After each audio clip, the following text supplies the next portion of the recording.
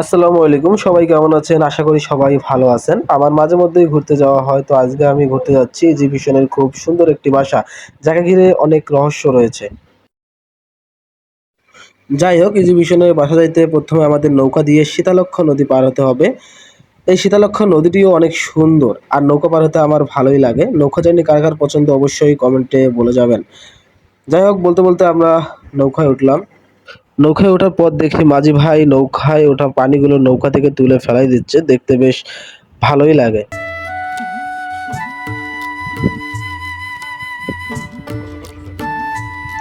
এই শীতলক্ষ্যা নদীকে ঘিরে রয়েছে অনেক রহস্য। কেউ বলে শীতলক্ষ্যা নামটি এসেছে শীতল, ঠান্ডা এবং লক্ষা শব্দ থেকে। ধারণা করা হয় একসময় নদীর পানি ছিল খুবই ঠান্ডা ও স্বচ্ছ, তাই এ নামকরণ। এই শীতলক্ষ্যা নদীটি নারায়ণগঞ্জ ও গাজীপুরের পাশ দিয়ে বয়ে গিয়েছে। এই নদীকে ঘিরে বহু গান, গল্প ও লোক সংস্কৃতি গড়ে উঠেছে। বাংলাদেশের মানুষের জীবনের একটি গুরুত্বপূর্ণ অংশ হচ্ছে শীতলক্ষ্যা নদী। আমরা ঘাটটি পার হয়ে নৌকা পার হওয়ার টাকাটি পরিশোধ করলাম। যাই হোক আমাদের গন্তব্য এক্সিবিশনের নিজস্ব বাসা।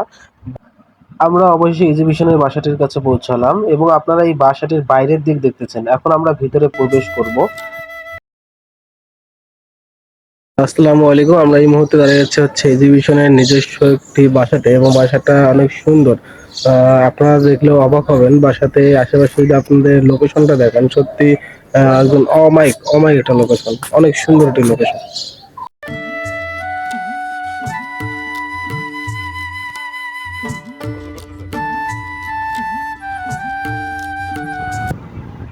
এটি দূর থেকে বাসার মতো মনে হলেও এটি একটি সুইমিং পুল এবং রেস্ট হাউস। বাসার সামনে সুন্দর সুন্দর ফুল সহ অনেক সবুজ ও অচেনা গাছও আপনারা দেখতে পারবেন।